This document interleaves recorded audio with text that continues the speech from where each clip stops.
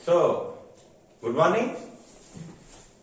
तो previous lecture में हम लोगों ने देख रखा है कि ऑपरेटर्स क्या है। ठीक है, तो ऑपरेटर्स पे चर्चा करने के बाद आज हम आपको बताएंगे डेटा टाइप्स क्या है। ठीक है, क्या है डेटा टाइप। इसके बाद डेटा टाइप्स ये लास्ट आपका कॉन्सेप्ट होगा। इसके बाद थोड़ी बहुत चीजें मैं आपको जो भी डेफिनेशन वगैरह होंगे अदरवाइज हम लोग सीधे प्रोग्रामिंग पे फोकस करेंगे। Okay done. तो प्रीवियस क्लास में जिन स्टूडेंट को कोई डाउट रह गया हो मैं उन्हें बता दूं कि प्रीवियस क्लास का मैं लिंक भी इस क्लास में दे दूंगा, कोई दिक्कत नहीं है ना। आप हमें प्रॉपर वहां पे कमेंट कर सकते हैं, प्रॉपर में मैसेज कर सकते हैं, जो दिक्कत हो आप हमें बता सकते हैं। मैंने व्हाट्सएप के माध्यम से आपको वहां जोड़ रखा है। Okay done. तो देखिए आज का जो मुद्दा है वो कैसा मुद्दा है, डेटा टाइप। कैसा मुद्दा है, डेटा टाइप। ठीक है, हम आपको बताना चाहेंगे मेन देखिए मुद्दा इसी का है, डेटा टाइप का। जैसे होता क्या है, अभी कोई सॉफ्टवेयर बनाते हैं आप। ठीक है, अभी कोई सॉफ्टवेयर बनाते हैं, एज्यूम करिए कोई सॉफ्टवेयर बनाते हैं आप, और आपको आपके सॉफ्टवेयर में नेम रखना है। क्या रखना है, नेम रखना है ना।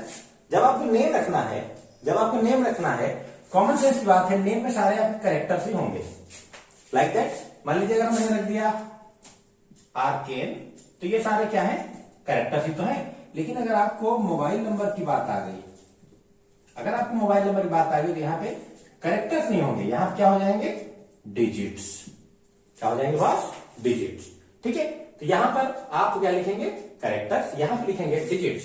लेकिन अगर मान लीजिए आपको पिन नंबर की बात आ गई, तो आप यहां क्या लिखेंगे, डिजिट्स तो लिखेंगे, लेकिन ये डिजिट्स आपकी 10 अंक की होगी, ये डिजिट्स आपकी 5 अंक की होगी, 5 की होगी, 6 की होगी, अकॉर्डिंग टू जैसे भी आपके पिन नंबर होंगे, 5-6 आपकी हो सकती है 110% हो सकती है। अब देखिए, तो ये आपको डिसाइड करना है कि मोबाइल नंबर अगर आपको डेटाबेस में रखना है तो आप क्या यूज करेंगे, कितने डिजिट का यूज करेंगे, 10 डिजिट का। इसलिए यहां पे इस कॉन्सेप्ट के लिए हमारे पास है स्ट्रिंग। क्या है, स्ट्रिंग। अगर सिंगल कैरेक्टर है तो इसके लिए कौन सा डेटा टाइप है, कैर। अगर बड़ी कोई इंटीजर वैल्यू है हम लोग क्या यूज करेंगे, लॉन्ग। अगर कोई डेसिमल टाइप से वैल्यू आती है, मान लीजिए अगर आपने यहां पे सैलरी 23,500.23, अगर पॉइंट के साथ अगर आपको वैल्यूज अगर स्टोर करनी है तो आपको डबल डेटा टाइप का नॉलेज होना चाहिए। किसका, डबल। अगर आपको पिन नंबर है, छोटा इंटीजर है, इसलिए यहां पर हम लोग क्या लिखने वाले हैं, इंटीजर। मीन्स हमारे कहने का कि अगर आप ये character, string, long, integer, double के बारे में अगर आपको नहीं आता है तो आप ये नहीं समझ पाएंगे कि कौन से डेटा के लिए, किस डेटा के लिए हम कौन सा डेटा टाइप डिक्लेयर करें। Okay done, all of understand. तो देखिए यहाँ पे बहुत ज्यादा कॉन्सेप्ट हम आपको डिटेल में नहीं ले जाएंगे, बेसिक कॉन्सेप्ट हम आपको बताने का प्रयास करते हैं कि डेटा टाइप आपके कौन कौन से हैं और उनका रोल क्या क्या है। ठीक है, तो देखते हैं। और बहुत ज्यादा डेफिनेशंस आपको लिखने की जरूरत नहीं है। आप लोग डेफिनेशन बहुत तक पढ़े होंगे, मैं आपको शॉर्ट में बताता हूं कि टाइप्स ऑफ डेटा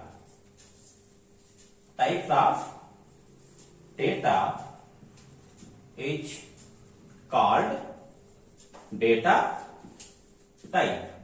मीन्स आपका जो डेटा है वो इस टाइप का है। दूसरी चीज, एक लाइन और लिख लिए, data type which tells about which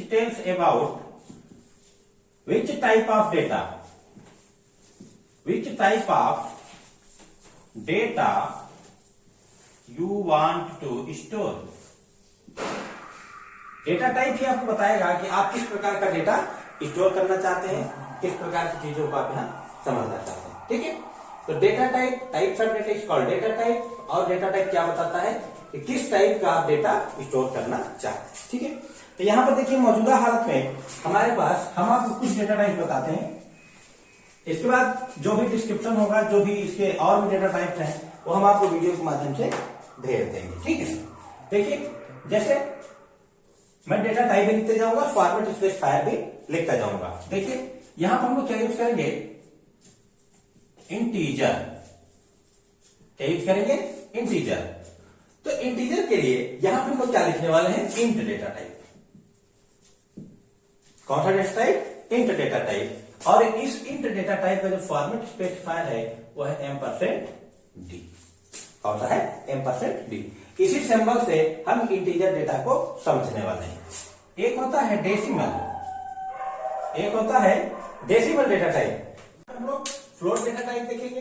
float जो डेटा टाइप है इसका आइडेंटिफायर क्या है? %f। इसी प्रकार से अगर आप कैरेक्टर्स पे वर्क करना चाहते हैं, किस पे वर्क करना चाहते हैं? कैरेक्टर्स पे, तो हम यहाँ कौन सा डेटा टाइप यूज करेंगे? कैर डेटा टाइप का। किसका? और इसका जो फॉर्मेट स्पेसिफायर हो क्या है? %c।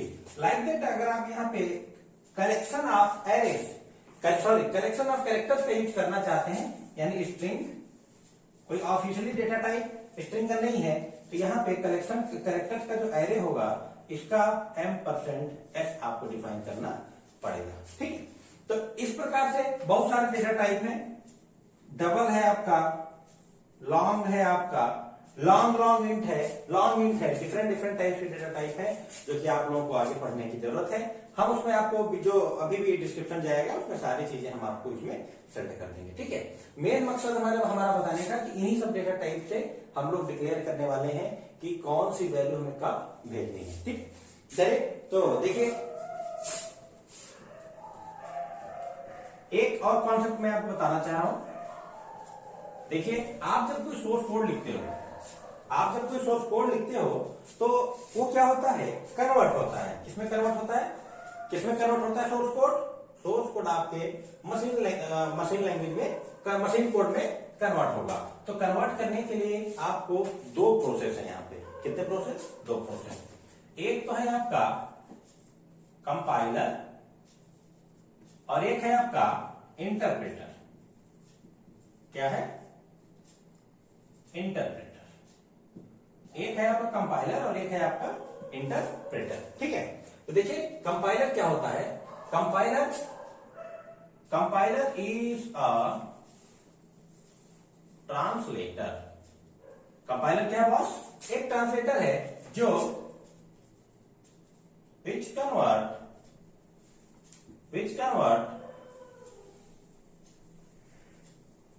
source code to machine code. कौन से कोड में कन्वर्ट करता है? मशीन कोड में। कंपाइलर और इंटरप्रेटर ये दोनों बोथ आर सेम वर्किंग करेंगे। दोनों आपके ट्रांसलेटर हैं और दोनों आपके सोर्स कोड को किसमें कन्वर्ट करेंगे? मशीन कोड में। बट दोनों में एक बहुत बड़ा डिफरेंस है। डिफरेंस क्या है कि कंपाइलर आपके सारे कोड को एक साथ एक्सिक्यूट कर देगा। एक साथ, यानी अगर मान लीजिए आपकी 50 लाइंस का कोड है, 50 लाइंस कोड, तो ये आपको एक्सिक्यूट एक ही बार में 50 लाइन कर देगा। लेकिन इंटरप्रेटर आपका क्या करेगा? Line by line. ये आपका लाइन बाय लाइन करेगा। मीन्स अगर आपके 50 लाइन का कोड है, 50 लाइंस ऑफ कोड, अगर आपको 5 लाइन में एरर है, 5 लाइन में अगर एरर है तो आपकी 45 लाइन एक्सिक्यूट नहीं करेगा, 45 लाइन को रीड नहीं करेगा, पहले ही बता देगा कि 5वीं लाइन पे एरर है। इसलिए इंटरप्रेटर वाली लैंग्वेजेस स्लो होती हैं। इनको फास्ट बनाने के लिए हम जिट कंपाइलर का यूज करते हैं। This is basic for compiler and interpreter. ठीक है, तो कंपाइलर इंटरप्रेटर में इतना ही है। अब देखिए बेसिकली हम लोगों ने क्या क्या पढ़ रखा है? हम लोगों ने वेरिएबल पढ़ लिया, हम लोगों ने कांस्टेंट पढ़ लिया, हेडर फाइल्स पढ़ ली, ठीक है, डेटा टाइप पढ़ लिया। अभी हम लोग ऑपरेटर पर भी अध्ययन कर लिया। अब हम लोग सीधे रुक करेंगे प्रोग्रामिंग की तरफ। ठीक है, तो माय डियर स्टूडेंट, हम आपको बताएं प्रोग्रामिंग क्या है? नशा है। प्रोग्रामिंग क्या है? एक नशा है। प्रोग्रामिंग से प्यार करिए आप, है ना? मोहब्बत बड़ी गंदी चीज है, मोहब्बत बहुत ही गंदी चीज है। तो हम लोग आगे जो कॉन्सेप्ट है उस पर क्या देखेंगे? Structure of C programming. क्या देखेंगे? Structure of C programming. ठीक है, तो बाहर कुछ हमारा कुत्ते हैं जो भौंक रहे हैं। मुझे लग रहा है कि कोई घटित हो गई है दुर्घटना, लेकिन क्या किया जाए? भौंकने दो, भौंके क्या करना है ना? कुछ तो हुआ ही होगा, दाना पानी नहीं मिलेगा उनको तो भौंकेंगे, कोई बात नहीं है। तो हम लोग क्या देखेंगे? Structure of C, structure of C program. ठीक है, तो देखिए सर्वप्रथम सबसे पहले आपको क्या करना है, सबसे पहले आपको हेडर जो है, हेडर वाला सेक्शन लिखना है, जिसमें हम लोग क्या लिखते हैं, हेडर फाइल्स। क्या लिखेंगे, हेडर फाइल्स। ओके, इसके बाद मेन का सेक्शन, कौन सा section, main section, and then आपका लॉजिक। तो पहले हेडर फाइल्स, फिर मेन सेक्शन, देन लॉजिक। हम लोग को क्या करना है प्रोग्राम में, कैसे कैसे करना है, क्या करना है। तो आइए मैं एक छोटा सा फिर प्रोग्राम आपको लिख के बता दे रहा हूं कि हाउ टू एड 82 नंबर का तो मैंने शायद आप लोगों को बता दिया है। मैं आपको बताऊंगा कि write a program to, write a program to, क्या write a program to what, volume of pyramid. क्या बताऊंगा,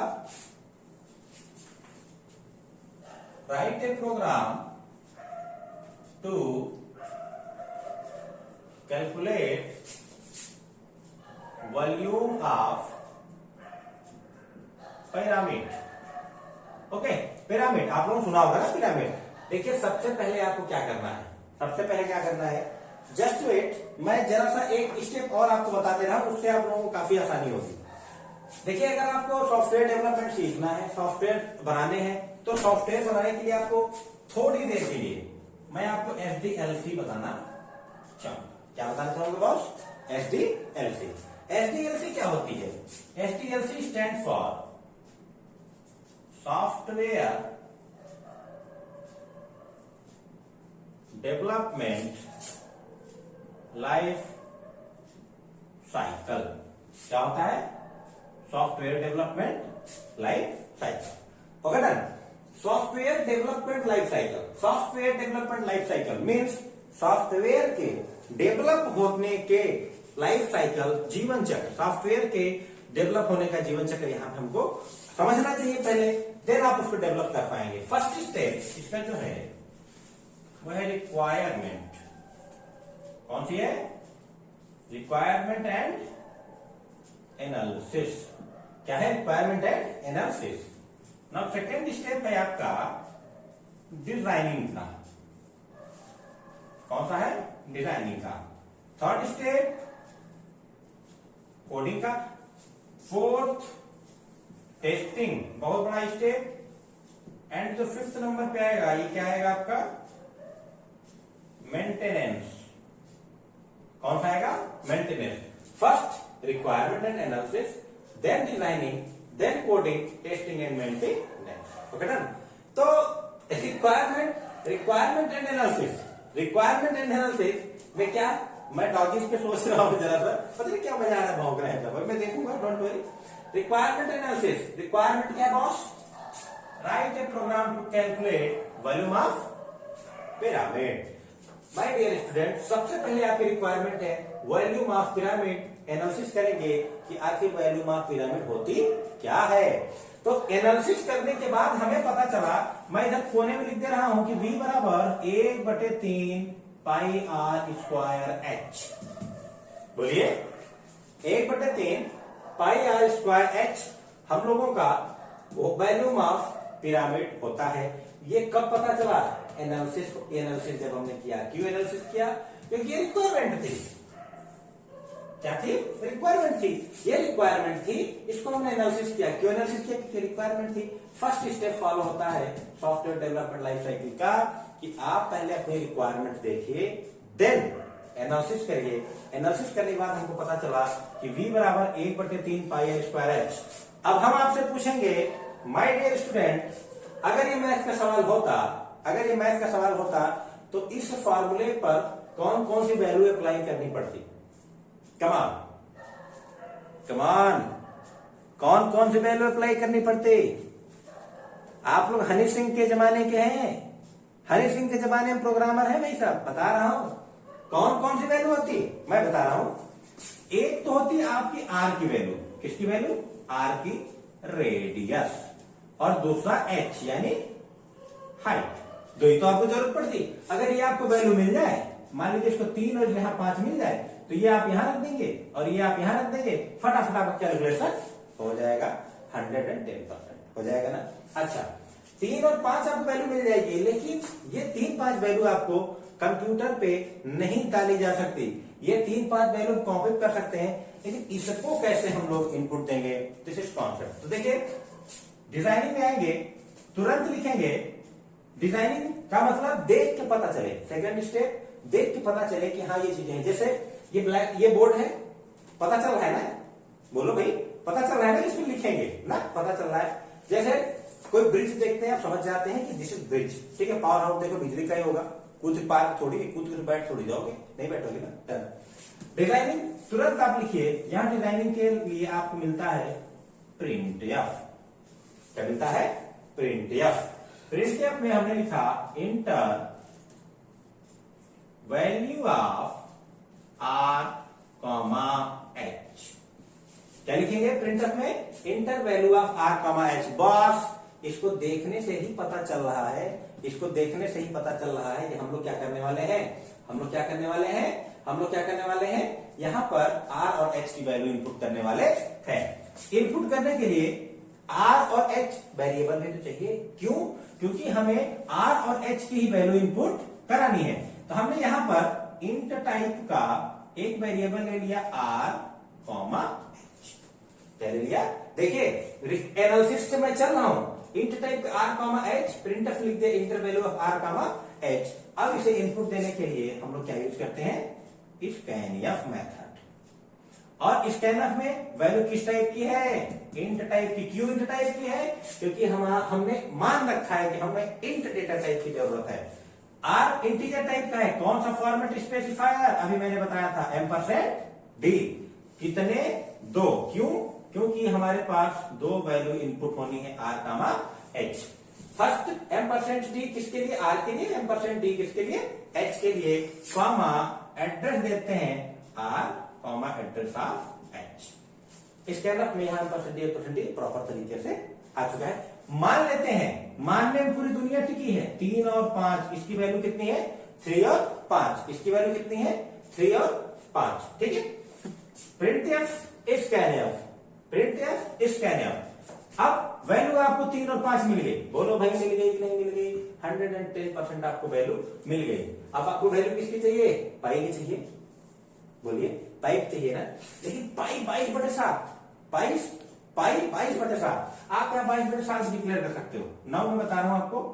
अच्छा, वैल्यू स्टोर करने के लिए हम एक और एक्स्ट्रा वेरिएबल लेते हैं, लेकिन ध्यान दीजिएगा जब 3 का भाग आप देंगे तो जाहिर सी बात है कि आपकी वैल्यू किस में आएगी? फ्लोट डेटा टाइप में आएगी, डेसिमल में आएगी। इसलिए मैं यहाँ पे फ्लोट टाइप का एक वेरिएबल v डिक्लेयर कर लेता हूं, ठीक है। तो अगर कॉपी होती तो हम लोग 1/3 पाई स्क्वायर फटाफट लिख देते, बट यहाँ पे कॉपी नहीं है, इसलिए हमें लिखना पड़ेगा पाई का मान 22/7।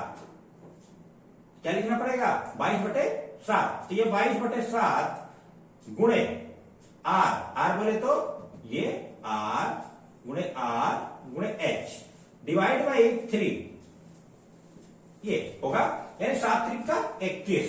तो अगर माय डियर स्टूडेंट मैं इसको अगर यहां डिवाइड करके ऐसे अगर 21 कर दूं तो कोई डाउट? अगर मैं इस 21 को यहां लिख दूं, बिकॉज यहां कॉपी नहीं है, ये बटे को नहीं समझेगा, ये स्लैश को समझेगा। डिवाइड करने के लिए यहां कौन सा ऑपरेटर लगाना पड़ेगा? स्लैश। मैं लिखा pi star R star star R star H divide by 21। Finally V में जो भी आउटपुट होगा आ चुका होगा। अब इसे हम लोग फटाफट क्या कर देंगे? डिस्प्ले कर देंगे। मैंने लिखा वैल्यू इज %f।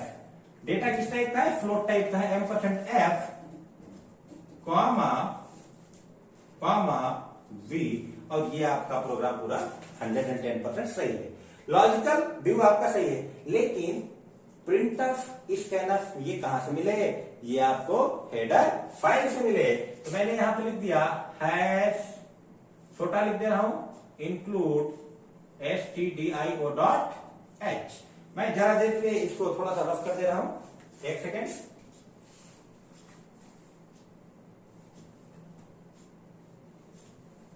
ठीक है, तो हमने यहां पे लिखा हैश इंक्लूड stdio.h। ध्यान दीजिएगा क्यों लिख रहे हैं? क्योंकि ये स्टैंडर्ड आउटपुट हेडर फाइल है, इसी में प्रिंटफ और स्कैनफ नाम के मेथड है। प्रीवियस लेक्चर में मैंने डिफाइन करके रखा है। देन फिर हम लोग क्या लिखेंगे, वाइट एंड मेन। क्यों?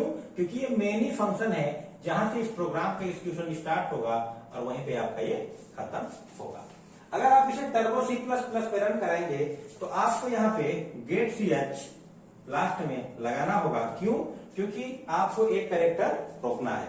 लेकिन अगर आप GCC कंपाइलर पे रन कराएंगे तो आपको इस गेट ch की जरूरत नहीं पड़ेगी, आपका कोड प्रॉपर रन हो जाएगा।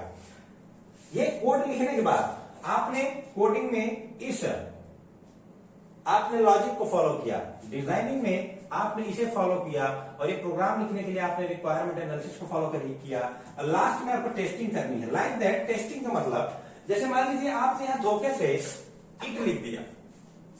क्या लिख दिया? इट लिख दिया। आपको तो पता नहीं, मान लीजिए मिस्टेक हो गई आपसे, अगर आप टेस्टिंग बिना किए रन करा देंगे तो आपको एक्सेप्शन दिख जाएगी। इसलिए आपको टेस्टिंग ये 4th स्टेप फॉलो करना है। तुरंत ऊपर से पढ़ते आइए, स्पेलिंग मिस्टेक चेक करते आइए, आपको पता चल जाएगा कि यहाँ पे क्या है, इंट। जो ये इंट हमने किया ये किसके अंतर्गत आएगा, मेंटेनेंस के अंतर्गत आएगा और फाइनली आपका प्रोग्राम क्या करेगा, एग्जीक्यूट हो जाएगा। दिस इज बेसिक टर्मिनोलॉजी आपकी प्रोग्रामिंग। तो देखिए आपके लिए सबसे टफ यही होता है कि आप ये कैसे समझोगे कि हम आखिरकार लॉजिक कैसे डेवलप करें। इसको आप रन कराएगा, 110% रन करेगा। मैं खुद आपको रन करा के इसको दिखा दूंगा, ठीक है। बाकी का कोई इशू होता है आप हमें जरूर बताइए और हम आपको नेक्स्ट वीडियो में और भी प्रोग्राम इसमें बताने वाले हैं। तो आज के लिए इस वीडियो में इतना ही रखते हैं।